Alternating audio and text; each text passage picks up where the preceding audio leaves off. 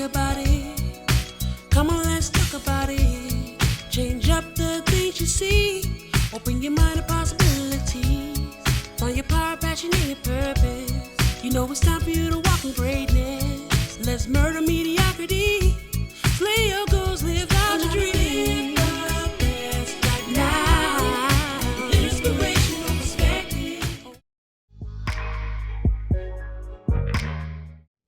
We live in a society where everybody wants to be, almost everybody claims to be.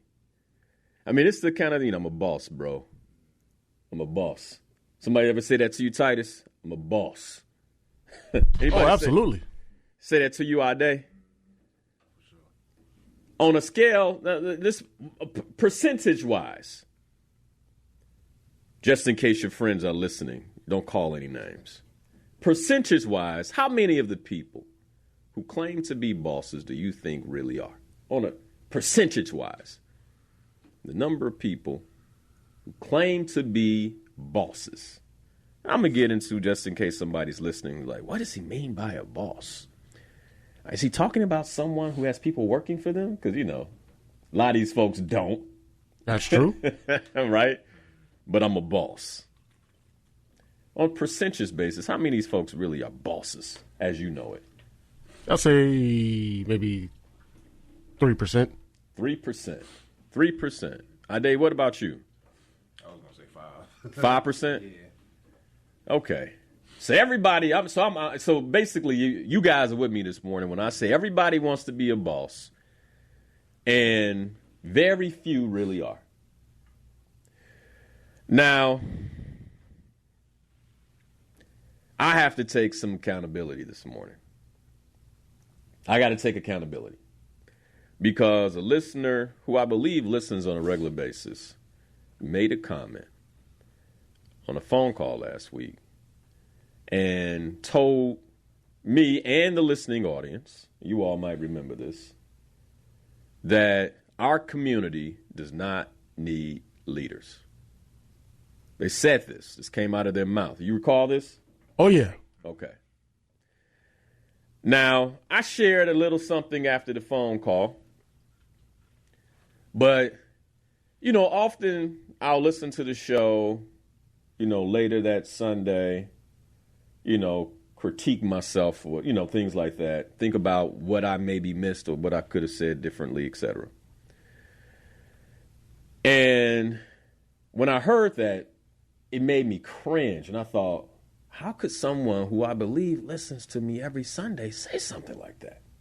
I was thinking the same thing. Stop me right in my tracks. And so I took personal accountability because that's what bosses do.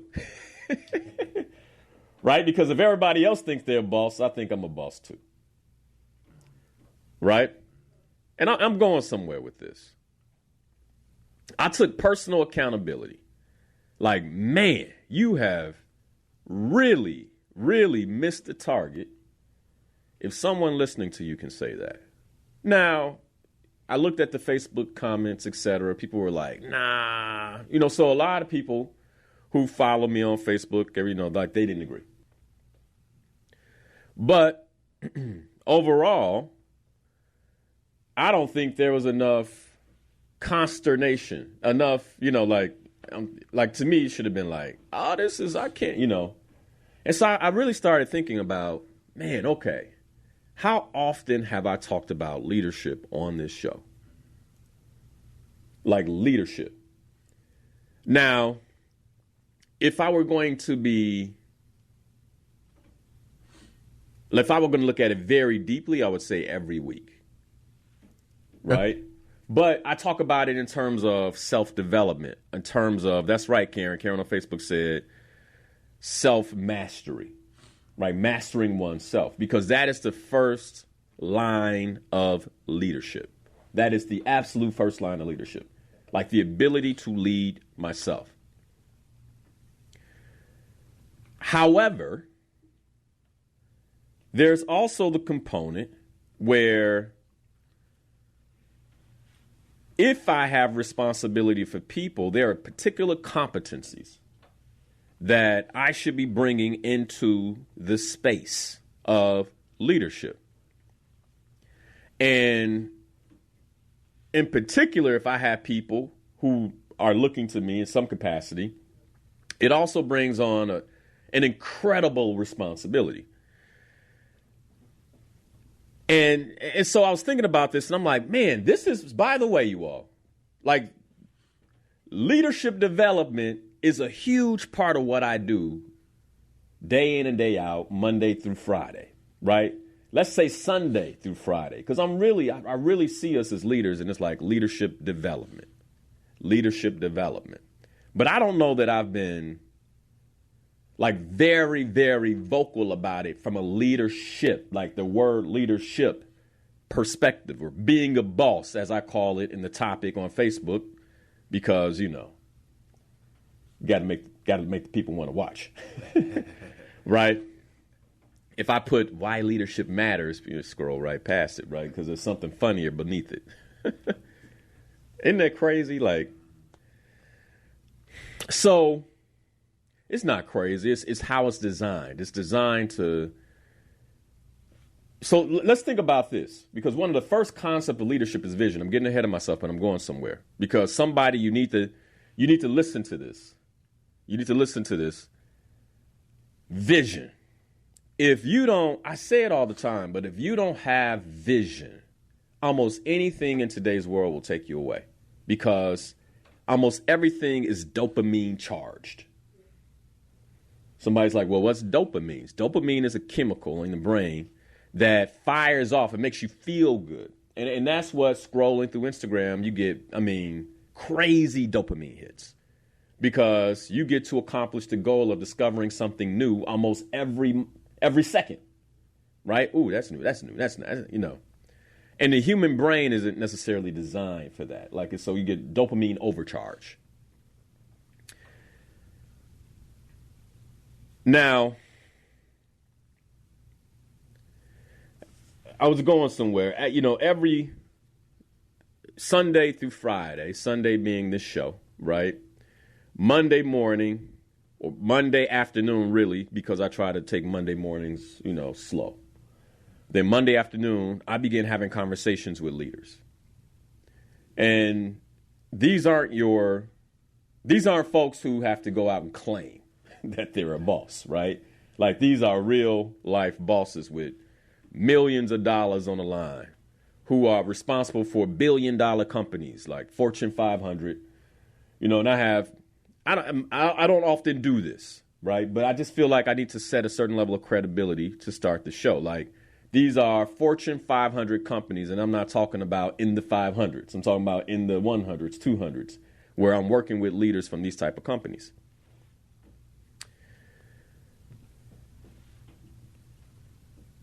Now, this Wednesday in particular, just so you understand the amount of work I do in leadership development, right? This Wednesday, I'll be in Philadelphia, and I'll be leading, because right now somebody's like, why should I listen to this? I'll be leading a track at the National Black MBA Association. I'll be leading a Leadership Institute track that, by the way, they've told me has a waiting list. So just in case you turn on the radio, like, who's this guy? Like, you don't necessarily know. Like, in the business world, like, folks know me. Like, leadership development, executive coaching, etc. So I just want to set the stage. So when I hear something like that on a show where every Sunday, I was just like, what? Like, we don't need leaders. Oh. Like, I couldn't shake it, man, all week. The black community doesn't need another leader. Doesn't need leaders in particular. Like, it just, and by the way, I get where the caller was going, where they were like, we need to just master ourselves. But even in self-mastery, we need people who have a vision. Now, let me break it down why. Because my expertise, as much as I like to, and anybody who knows me knows, like, I want to know everything I can about my body, about my biology, I take, in terms of self-leadership, I feel like that's a responsibility. But I don't spend my week doing that. So I look for leaders who do. Leaders who I can follow, leaders I can listen to that are experts in the field of health and well-being. And I particularly like leaders in this field who understand the things that the Creator put on the earth that will heal us and take care of us, right? I love those leaders who specialize in that. And they are leading at a very high level in their fields, right? And that's what they do. That's one specific type of leadership. You could say physical health leadership. And part of my concern is that we live in a society today, I'm just using as an example, physical health leadership. We live in a society today where a person can be known as a physical health leadership regardless of the last time they learned something. They can be known as a physical health leadership expert regardless of the last time they opened a book. Let's break this down. I wanted to wait till the second hour. Let me really break this down for you guys. So the football season started. Did it start Thursday? Started Thursday. Okay. You see, I have to ask a question.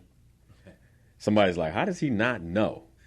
I'm concerned with other things. Okay. But I do know the Bears play their first game today. Now, think about a coach.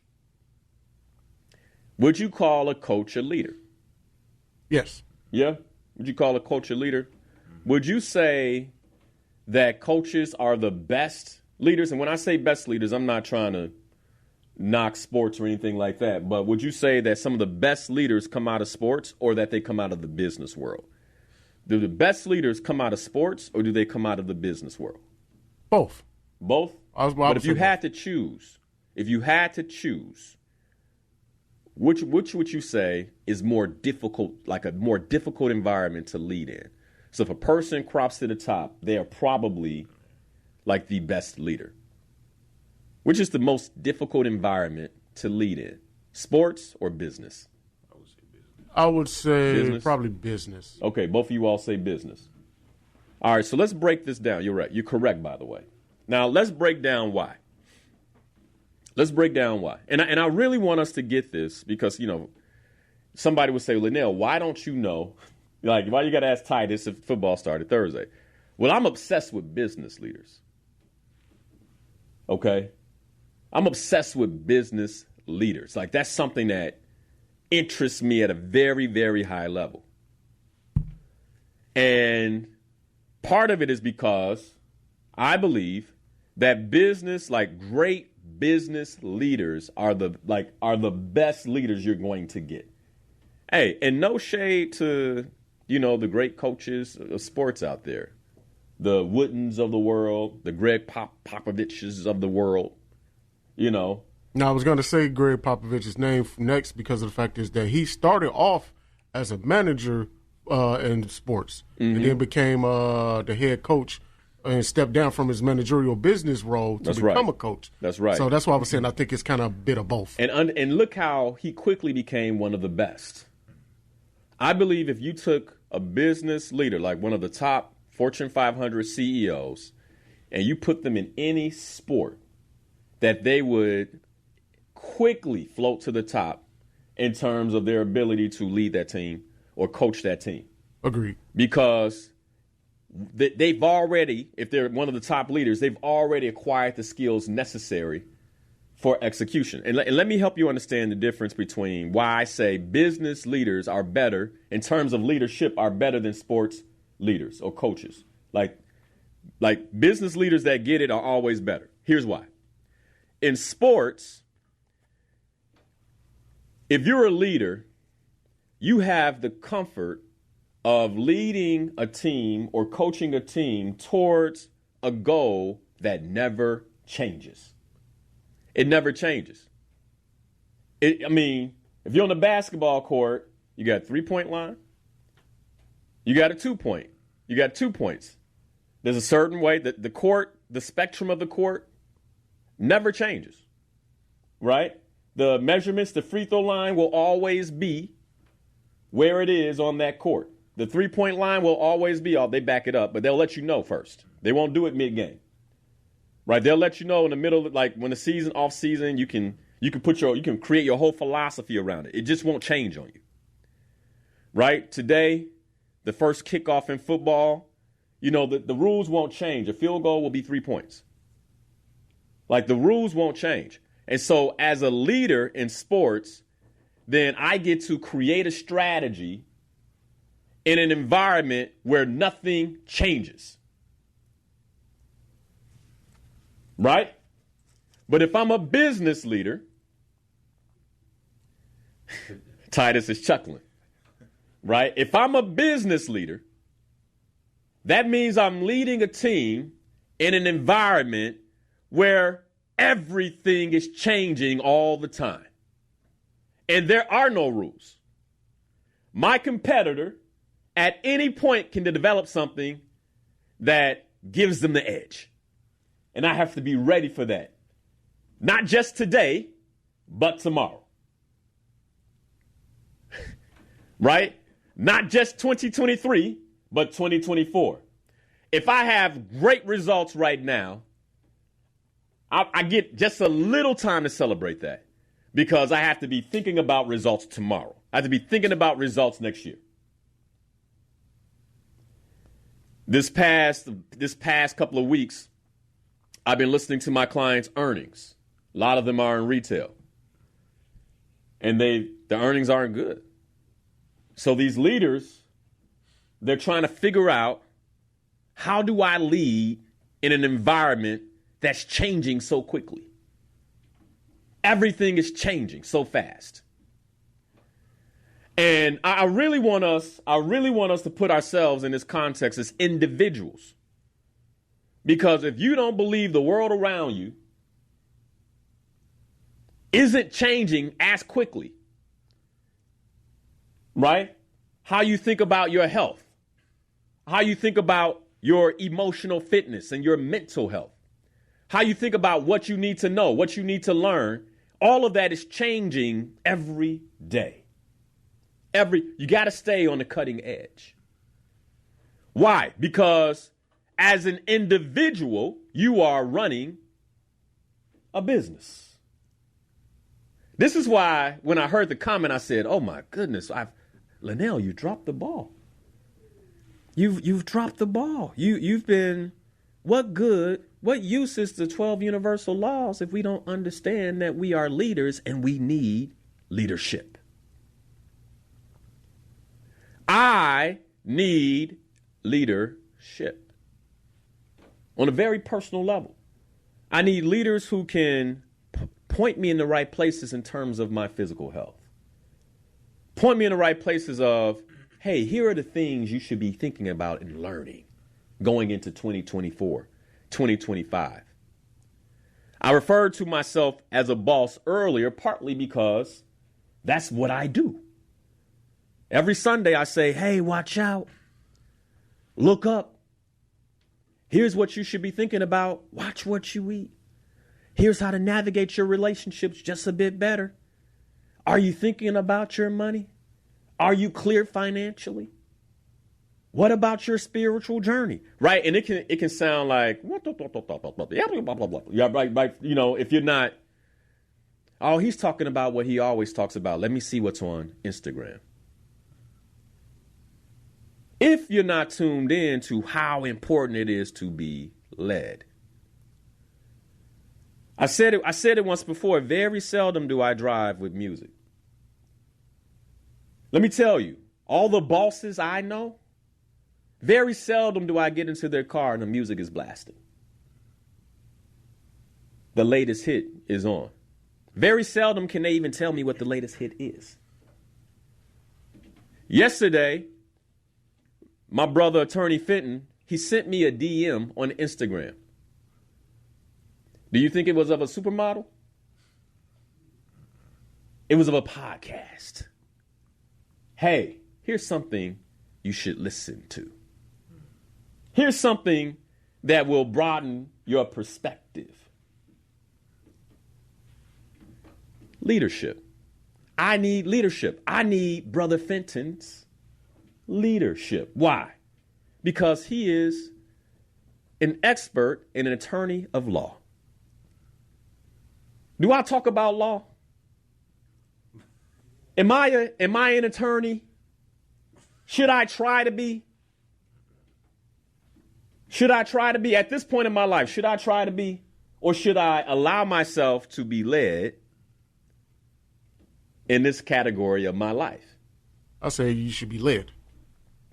I allow myself to, I actually humble. By the way, this is what real bosses do. Real bosses can spot another boss and say, I'm willing to let you be the boss of me in this category. Uh-oh. But you a boss and can't nobody tell you anything? That tells me a lot about your leadership maturity. Can't nobody tell you nothing? How is it possible in the world of all this information that I'm going to know it all? It's impossible. So a good leader knows what they know and is very clear about how to get support in the areas that they don't know. I'm not saying that I'm stupid when it comes to law. I'm just saying I don't rely on myself when it comes to law. Like, I'm relying on experts. That makes sense. I'm relying on a leader. Many of us aren't living quality lives because we feel like we don't need leadership.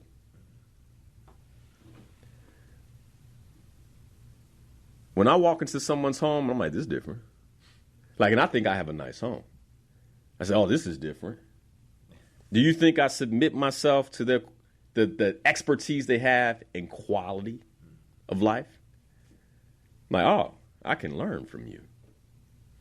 I'm willing to allow you to lead me.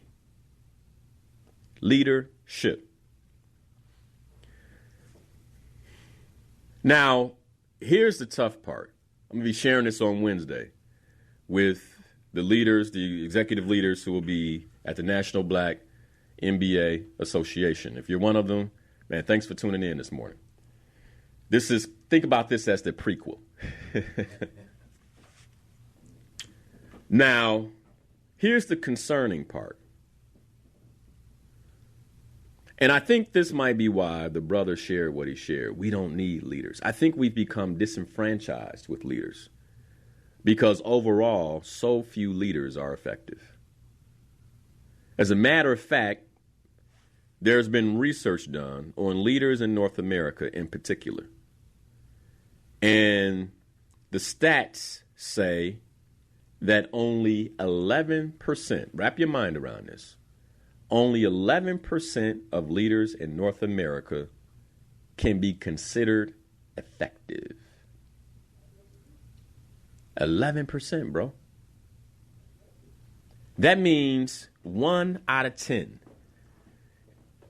This is why people are so disenfranchised with leadership, by the way. Right? Because they go to work and they see incompetence in the levels of leadership. They see incompetence, they experience incompetence across the board. And so they become disenfranchised with leadership. But at the same time, we can turn around and call ourselves a boss and never question, why don't I follow the boss that's been assigned to me? Do I exhibit any of those qualities? Like, we don't ask those kind of, like, do I show up that way? Do I roll that way? How can I be better, right? Now, this number, I'm going somewhere with this. I'm going to take calls at the top of the hour. I'm going somewhere with this, okay? Only 11% of leaders in North America can be considered effective based on a survey to people they led about the effectiveness of their leader, et cetera, based on certain competencies. And I may or may not get an opportunity to go through the competencies. But if you're listening, you'll be in Philly on Wednesday. You'll get them. All right, you'll get them. I'll go through that.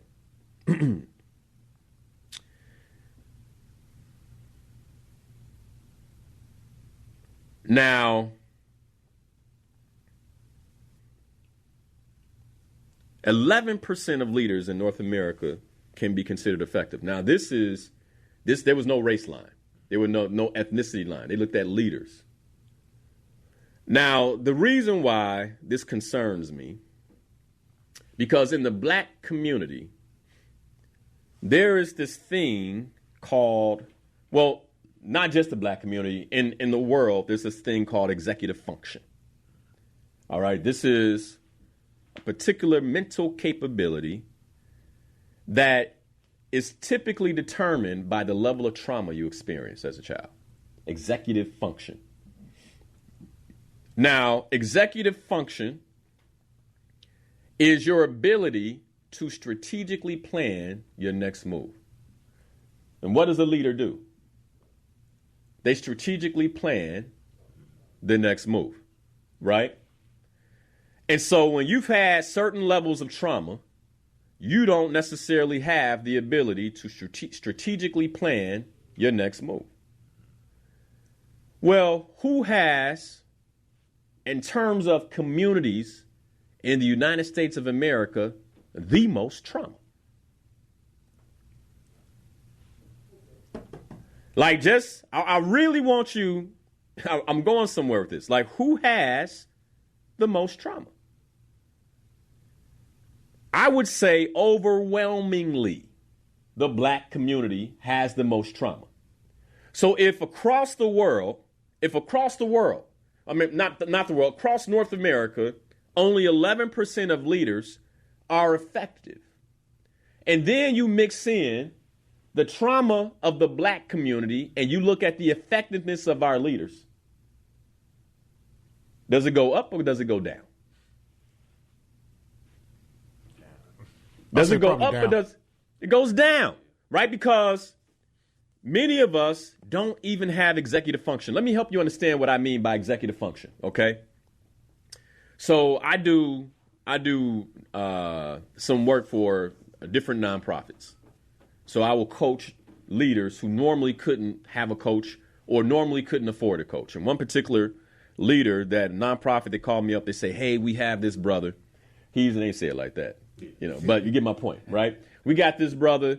He's on the west side of Chicago, and he supports young men who've lost their fathers to gun violence, and he needs a coach.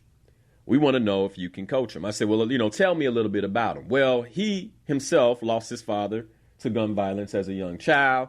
He then went to jail in his teenage years for murder, et cetera, blah, blah, blah, blah, blah. And now he's out and he wants to give back. And this is the work that he's done. He's doing a phenomenal job in the community supporting these young men. He needs a coach. And I said, okay, well, let me tell you something, because normally when I do this work, I do it virtually. All right, so it's a phone call. I said, well, in this case, we're going to have to renegotiate the price. And by the way, they don't pay my normal rate. They pay a very, because it's a nonprofit and leaders, et cetera, they pay a lot less than a corporate entity would, right? A whole lot less. So I said, we got to play with the rate because I'm going to have to go see this brother. Well, why do you got to go see him? I said, because if I'm not there, it's likely he's not going to meet with me. Like the likelihood that a brother with this level of trauma, because I asked the question, how much therapy he has? I don't know how much therapy he's had. I said, so he hasn't had therapy. Well, I don't know. If you don't know, then I'm going to assume he hasn't had therapy, okay? Because people who have therapy, they talk about it. All right? They say, oh, this is my therapist, or this is what it did for me, right? So you can't be around somebody. Like anybody who listens to the show knows that I've had therapy, and I currently have a therapist. Right? I'm still working through the death of my mother, which was 2 years ago. Think about that. Think about that. Like still working through the death of my mother, and it was 2 years ago. So we need support. Leaders need a lot of support, okay? Now, they say, oh, well, let's try it our way. Let's see if he calls. Now, how do I know he's not going to call me? because I understand that the more trauma an individual has, the less executive function they have.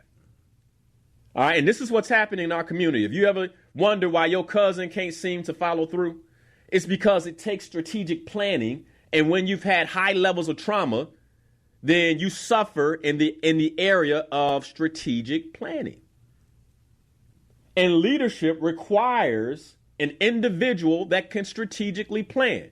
So one of the reasons leadership is at an all-time low in the black community, the so-called black community, because y'all know how I feel about that word. I did a whole show on it. Right? The African-American community.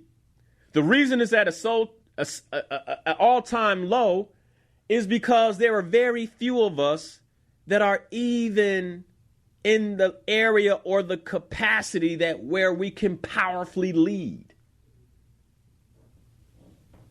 Because many of us are leading at a high level with trauma. So if you ever want to wonder why your leader, who seems like they're halfway successful, does bootleg, insert the word, it's because they haven't dealt with their trauma. Is this making sense? Oh, this making way more sense than you realize. And they could be a better leader if they dealt with their trauma, because it would enable their executive function and give them better abilities to strategically plan and lead. So when you look at, people wonder why the black business world is weird. Why can't we? Man, it has a whole lot to do with trauma and a whole lot to do with leaders who don't believe they need anything else or need support.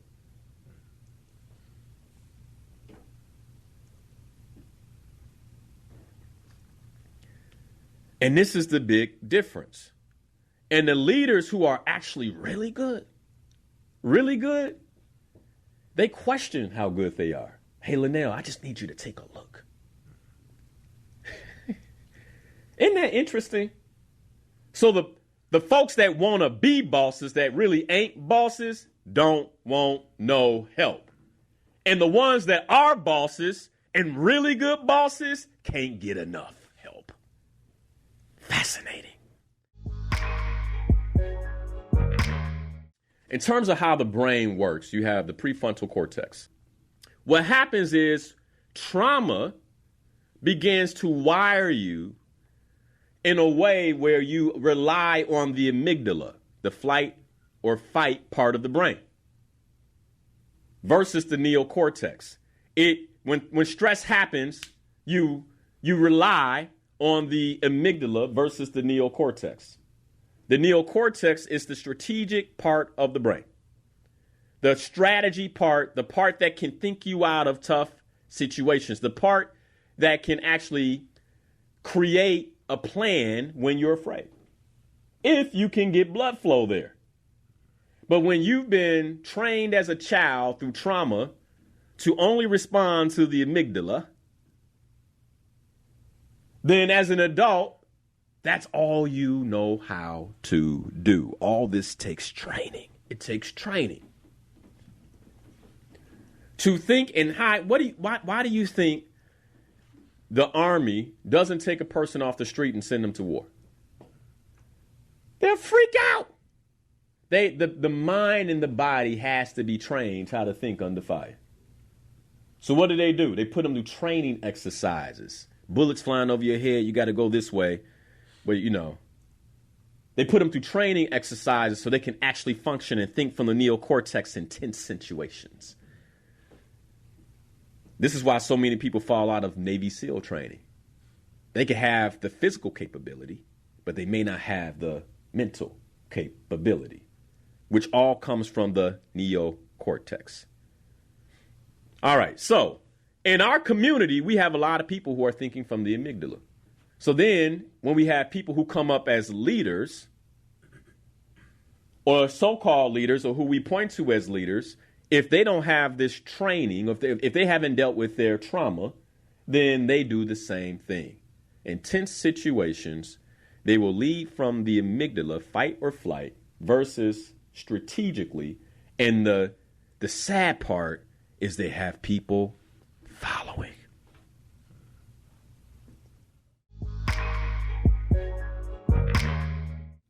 So, again, in defense of the gentleman who made the comments last week that bothered me about not leading leadership in our community, I want to defend him quickly. Remember I said that the mark of intelligence is the ability to hold two opposing thoughts at one time? Scott's Fitzgerald, by the way, right? Well, I had to sit with it, right? Because I can't just say, oh, no. You got to, like, real intelligence is the ability to sit with something. I said, why would he say that? Then I started looking at today's black leaders, so-called black leaders, right?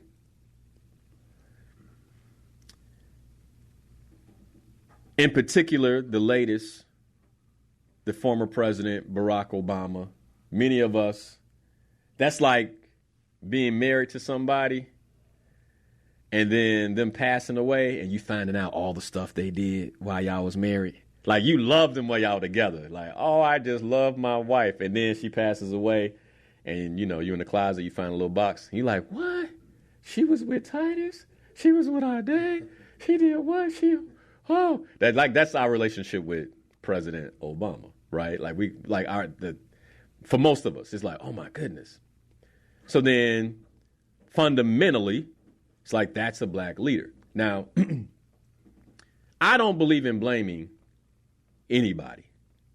I can go down a list of black leaders. I can start calling names. I'm going to even ask you all on social media not to do it. Don't start putting names in the feed. Because that's not the point. Okay? That's not the point I'm trying to make. My point is, I believe one of the reasons the brother said what he said is because most of our leaders today have no succession plan. So they go until they can't go anymore. Right? Just look around. They go literally until they can't go anymore. And who's the next? Who's the next? Moses had Joshua. Right? Like, who's the next? Now imagine if Moses didn't have Joshua. Where would the children of Israel have been? Because he was a boss. You get where I'm going? He was the kind of brother I would follow. He was the kind of brother that if he was like, yo, you know we got to go into the city tonight and fight, I'd be like, I guess we got to go into the city and fight. Because he was that kind of boss. But he was developed by Moses. So Moses' legacy is in place not because of the leader that he was to the people, but because of the succession plan he created with Joshua. Because otherwise you wouldn't know who Moses is. If there was no Joshua, they just would have faded away in the desert. Think about that. Like, wrap your mind around that. One of the major components that a leader possesses is the ability to teach.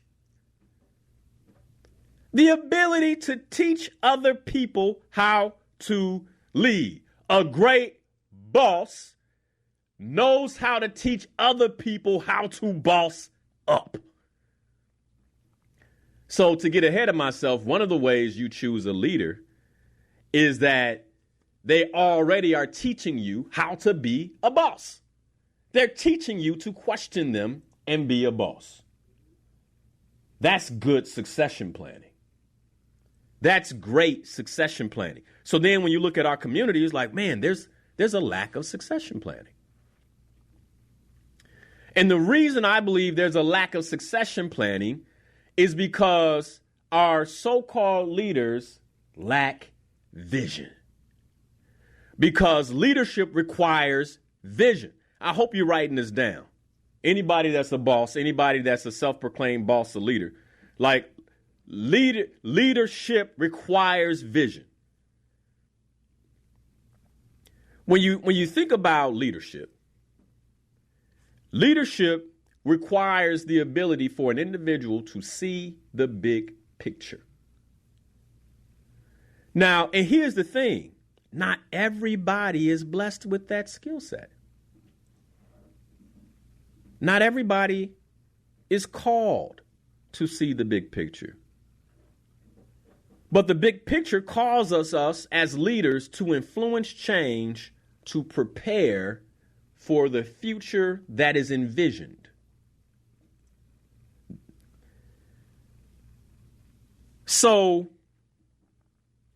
if I see the big picture as a leader, if I'm practicing wisdom as a leader, then I know that at some point my life will come to an end. Like, a great leader knows that they have a certain level of tenure, right? In corporate America, we already established that business leaders are the best leaders, right? And in corporate America, one of the things, I had a CHRO reach out to me and say, Linnell, one of the places we're falling down in is we're not adequately assessing our talent for who's next. They're thinking about who got next. Who has next? Right now, if you're a leader in your business, it's like I'm currently looking at my company, Insights for Life Coaching. I even had a conversation with Fenton about inspirational perspective. Like, man, like, how do we find who got next? Like, who can sit in this seat when I'm gone? Right? Like, how do we know who got next? Succession planning. Who's been listening to every episode? Who's been writing it down and living it to one day they can actually get on the airwaves and keep it going.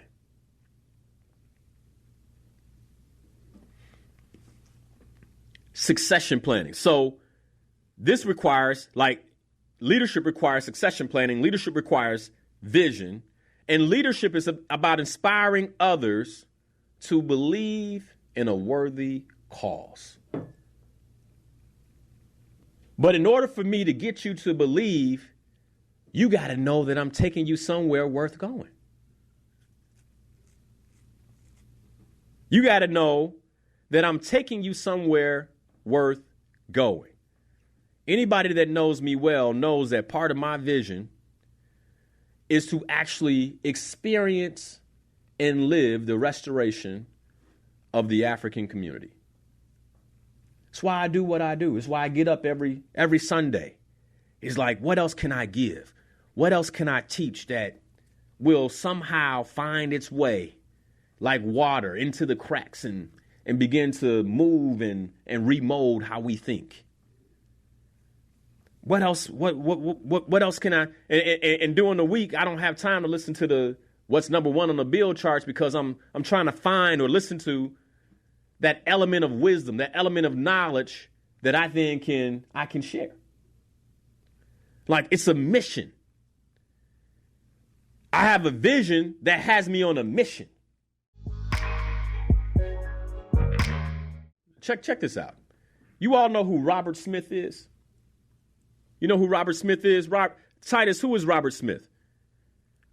If I'm assuming correctly, he is an entrepreneur, right? Entrepreneur, yes. He has he holds another title. And that title is, he is the wealthiest African American man in the United States of America. The wealthiest. Now, a couple of years ago, you all may remember Robert Smith. Robert Smith spoke at Morehouse. That's what it was when he paid everybody's He paid everybody's loans off. 400 young men, right, at Morehouse, he paid off all of their college debt. Now, here's the part they don't tell you. Do you know that Robert Smith then said, giving you money is not enough. I'm going to give you my time. Giving you money is not enough. I'm going to give you my time. And he set up what I believe was a weekly, bi-weekly call on Thursday evenings, Slay Your Goals members, right? Thursday evenings with the 400 men who graduated to provide them counsel and guidance. Now, let me ask you right now, how many of you, if you could, would join that call? Oh, I would easily. You would? You would? I'm sure people right now on Facebook are typing yes, right? People right now in their cars are driving saying, oh, I would be on that call. I would get on that call. No, you wouldn't.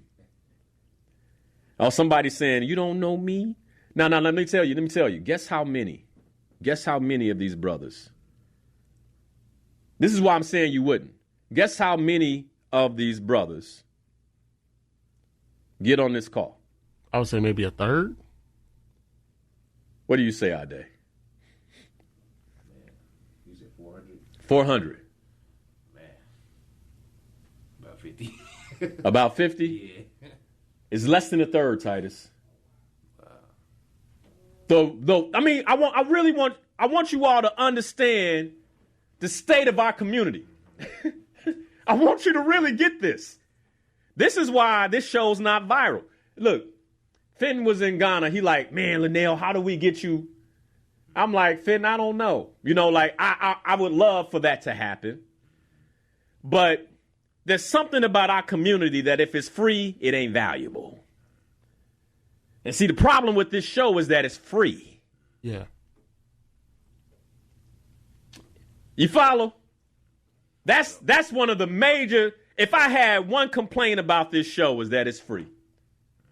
And the crazy part is the crazy part is if they say, well, Linnell, how much would you charge? I say, well, I don't want to charge anything because our community don't have money. So it's a quandary. I'm in a quandary. Like, this is, like, if you want to know the things I think about late at night, this is the kind of stuff I think about. The wealthiest black man in the United States of America, and not even a third of those brothers will get on the call. Hold on, what did you say, 50? 50, yeah. Not even 50. Hey, you don't think we got problems? Y'all see why I get so fired up? On a regular basis, only 20 to 40. Wow. Now, we see this in the Slay Your Goals community. Same thing. Hundreds of members. We meet twice a month, typically every month. 20 to 40.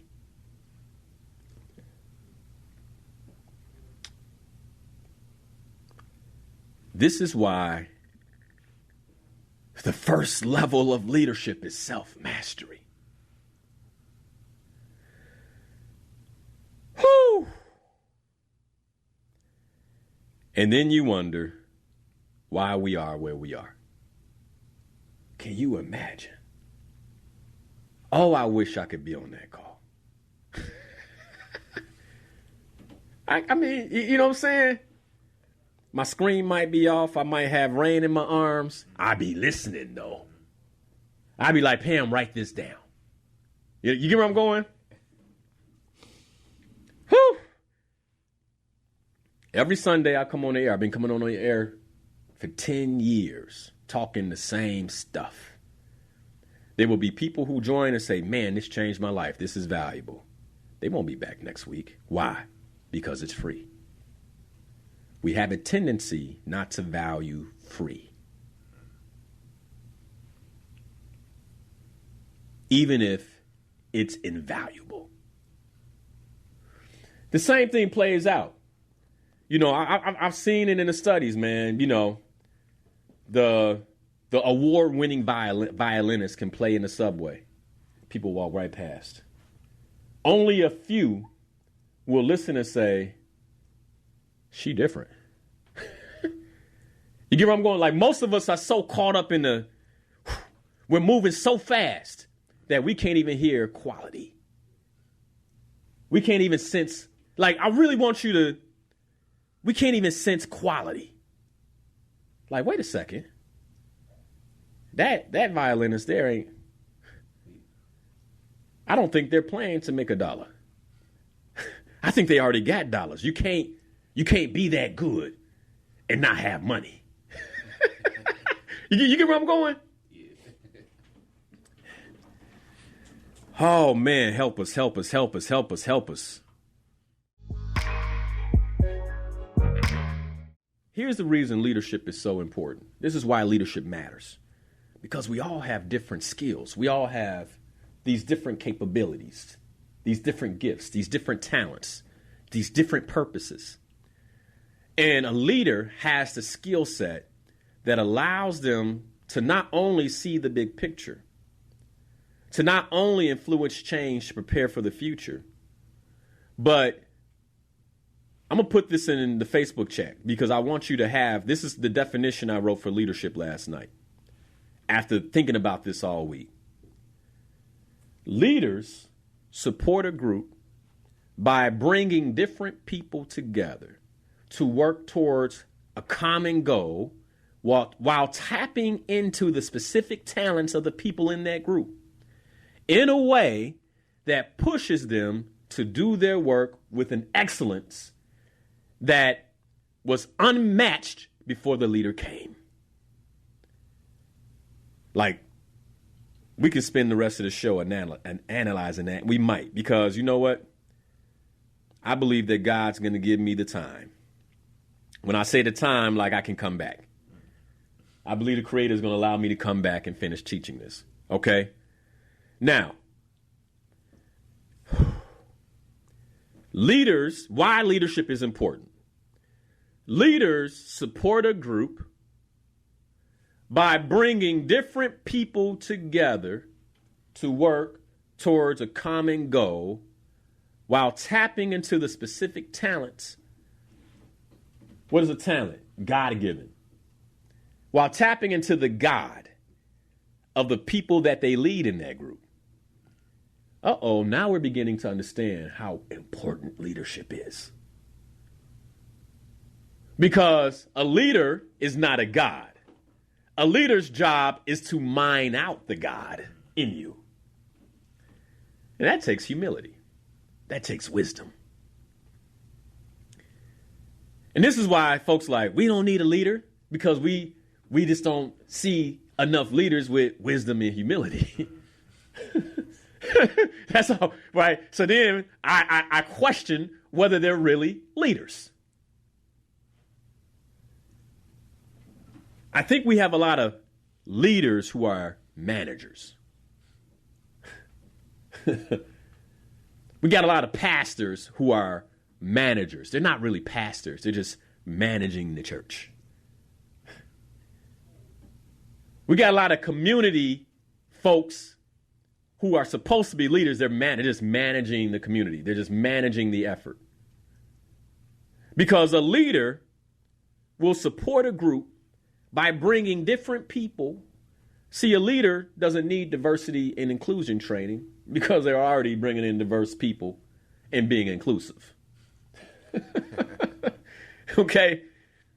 And they're bringing these people together towards a common goal, all these different personalities that they can, by the way, navigate, because I don't let my personal preference get in the way of my leadership. I don't let my bias get in the way of my leadership.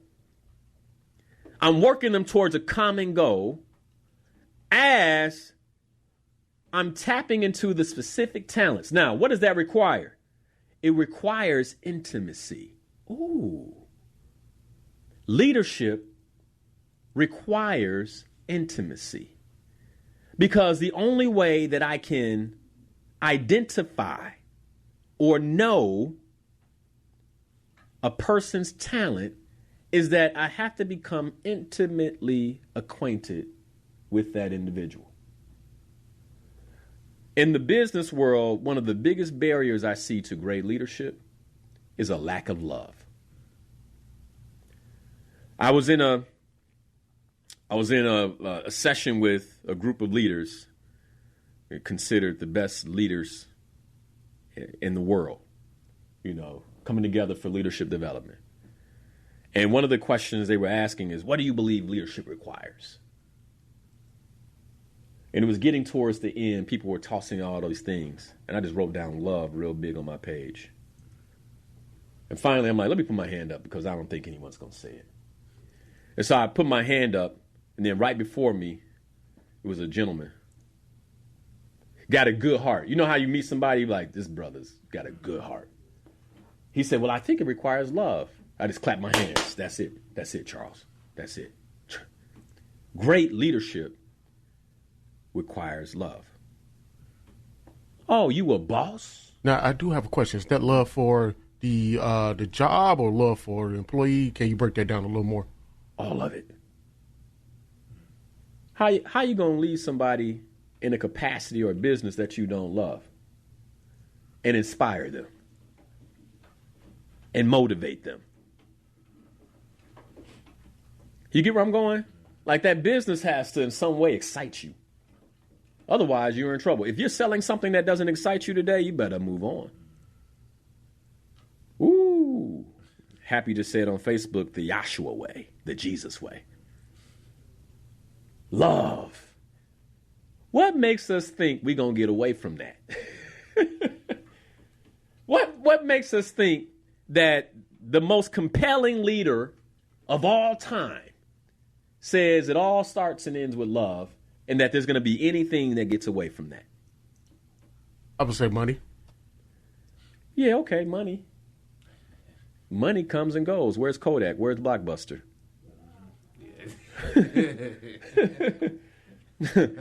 You're not going to read no scriptures about them. You'll read some lessons.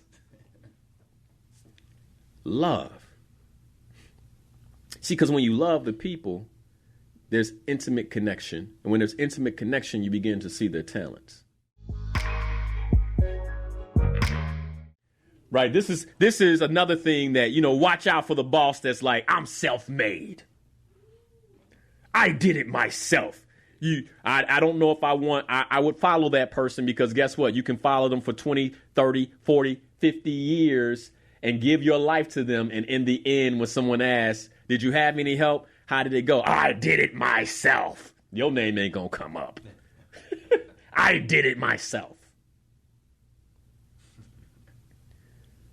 No. Leadership requires intimate connection with other people, and we do it together. We do it together. Like self-made. I would not be where I am if other leaders, and this is also my fundamental problem sometimes with those of you that call in. I had a white woman on the air with me once, and the Facebook comments and the calls, why she here? Why she here? What's wrong with us? What's wrong? Like, don't you realize that slavery wouldn't have been abolished without white people? Somebody mad right now. Yeah, I'm going to say it. Like, I would not be where I am right now if it weren't for a white woman. Now, at the same time, I'll say, be careful with white women. There's some good and some bad. But guess what? Black folks the same way. There's some good and some bad. I would not be here today if it weren't for a white man.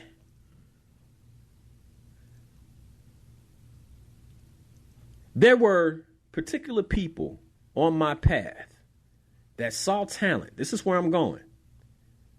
That had the capacity to love me where I was. Right? Create a level of intimacy, even though I look different, even though I move different in their organizations.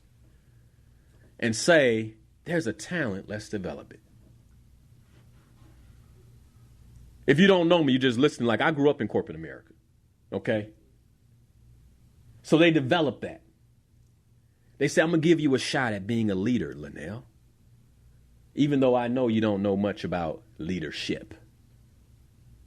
But I can tell there's a fire and you will give it. Right? So then but they saw a talent And that's what leaders do. Leaders see a talent, they take a chance. Leaders support a group by bringing different people together to work towards a common goal while tapping into the specific talents of the people. It didn't say the white people. It didn't say the black people. It didn't say the Muslim people. It didn't say the people.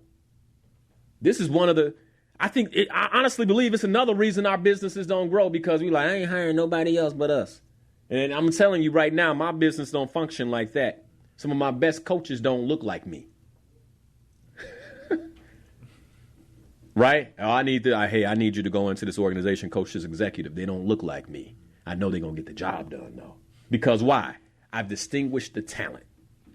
This is why leadership is important. You think Robert Smith got all black folks working for him?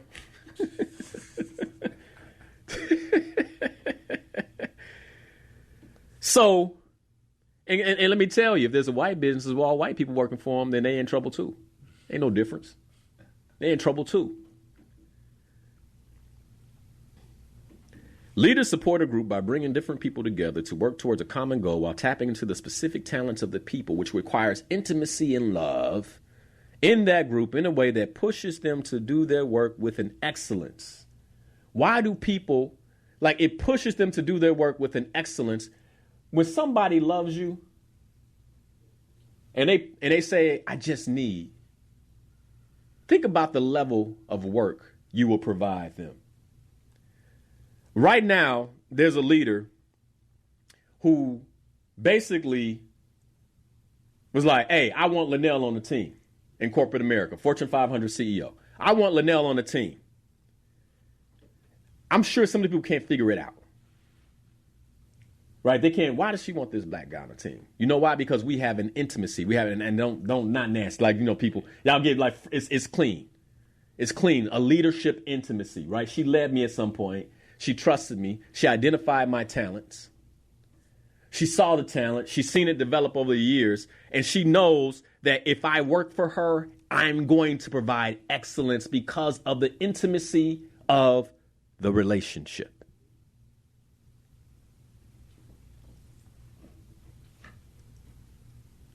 Excellence. Right now, somebody, I'm thinking about my own business as I say this. I'm teaching myself. If somebody's not providing excellence, it might be because they don't feel your love. Not because they're not good enough. That's to me too. And that excellence is unmatched. Like what you can squeeze out of a person with intimacy and love is unmatched before they came. You ever see somebody get in a relationship? She wasn't that cute. She wasn't really like, you know, you be like, you know, what about so-and-so? You see, all right. Don't get mad at me. We all do this. Don't get mad at me. Don't get mad at me. We all do this. Don't get righteous on me. We all see. We all have what we like and we don't like. Don't get mad at me, right? You see somebody like, she ain't my cup of tea. You know. Then she gets in a relationship. You ever notice something like she might start looking better? He might start looking better, sister. She's like, why did I pass him? How did I pass him up? He might start like, wow, did you see our day? You know, he got a girlfriend a couple of years ago. You see him now? He looks nice. He looks nice. I didn't realize he had the potential. Y'all see where I'm going with this? You see where I'm going with this? There's something about love. There's something about love that brings out excellence.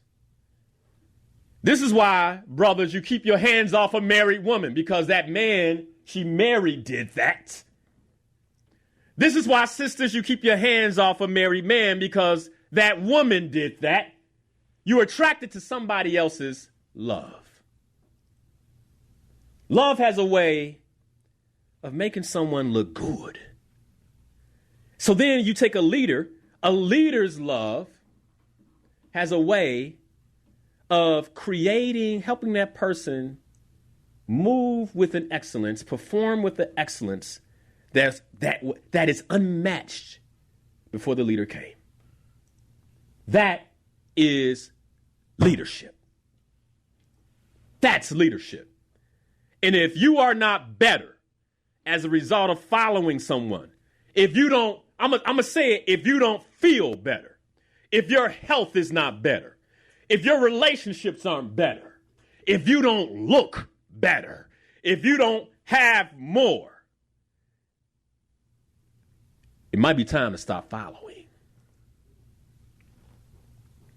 It might be time to choose a new leader to follow.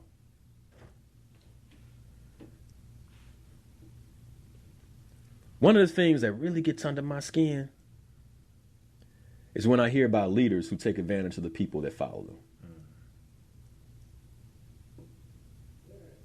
That it just gets under my skin. But see, that leader gave you, that so-called leader, they showed themselves at some point. One of the things that when I taught coaches and when I was taught coaching, they would say sometimes your clients will create a sexual fantasy about you. And the ethics of a coach says we don't cross that line. Why would that happen? Because there's an intimacy. And if a person doesn't understand intimacy, if the only intimacy they've received has been sexual, that's where they go. Does this make sense? So then as a leader, it's my responsibility to say, no, baby girl, you don't feel that way about me. You don't feel like I'm a leader. You don't feel that way about me. Right? With, by the way, not with judgment and condemnation, but conversation. I understand why you think you want that. Right? I get, like, it's human. But that's not what we should do. That's not why you're here. My job is to lead you. My job is to guide you. And until you can pull that in control, do what you need to do. Maybe that's go away. And when you get it together, come back because I see your talent. Where can we get that kind of leadership maturity? That kind of leadership integrity? This is why the brother said, we don't need no leaders. But he didn't mean it.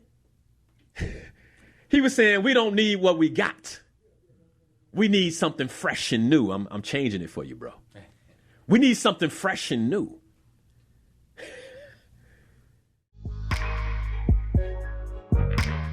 Great leaders, they keep us connected to why we're doing what we're doing. And then that leader in the quiet moments alone will say, okay, I know why, but am I making a difference?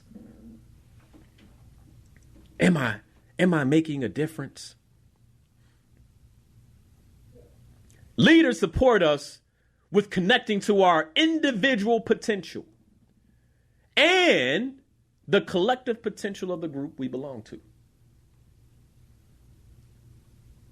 I think about our community. We've been hurting. We've been hurting. That's like we sorely need this level of leadership. Leadership is about influence. So I'm going to close with this.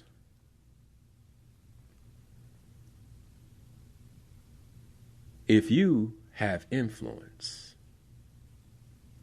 then I've been talking to you. See, because we get mixed up thinking leadership is a title. Come Wednesday, see, I can't talk this way. Right? I got to stay within the realms of professionalism, working with the executives. Well, you know, when I get up that morning, I'm going to say, can I just be with you? I'm going to ask the brothers and sisters in the room, like, can we just have a real conversation? But see, I got to give them the choice, because if they say no, then I can't, you know. But if they open the door, y'all know what's going to happen. We're going to have real church on Wednesday. Talking about leadership. But if you have influence, you're a leader. Because leadership is about influence. So then if you have influence, my question is, do you have a vision? The people you are influencing? Today, we live in a world of influencers. But if you're allowing someone to influence you, I think you should at least have access to the vision. What's your vision? What's the vision of the people you follow on social media? Is it in their bio page on their website? Can you read it? What's their vision? Where are they leading you? You know, my wife and I, we were talking about Beyonce. I might be saying too much, but I'm just going to say it. She's like, oh, the concert's coming, blah, blah, blah, I want tickets. And there's not much I won't do for my wife. So you want to go? She's like, well, I don't know, baby. And the reason she didn't know is because we were discussing the spiritual components of it. You know what? I said, well, I'll do whatever you want me to do. Right? Because I believe I married a woman who has good leadership skills. I'll do whatever you want me to do, babe. She said, well, let me think about it. I said, here's one thing I'm going to leave you with as you think about it. Do we know Beyonce's vision? What's her vision? Because that's telling. She came back later and said, we don't have to go. Now, I didn't make any accusations, did I?